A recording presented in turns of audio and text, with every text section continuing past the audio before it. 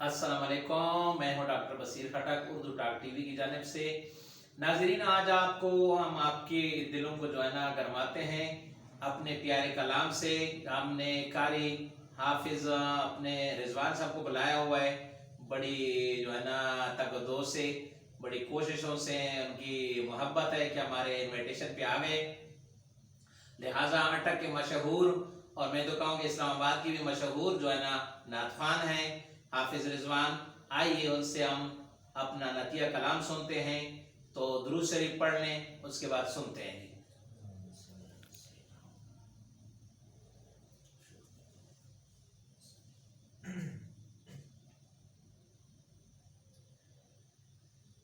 सादिया पई आंखें जीशान आया सोना जया घर मेरे मेहमान आया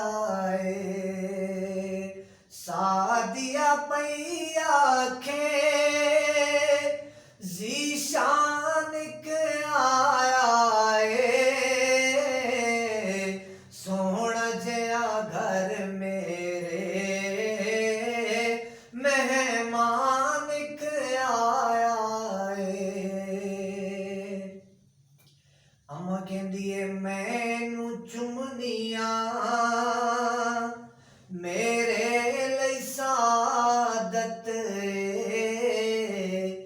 एदा मुख वेखना भी मेरे लिए तिलावत गोया के तिलावत लई कुरआन आया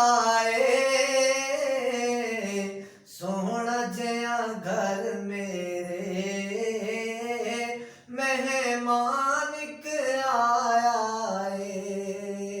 सादिया पई आंखें जीशान आया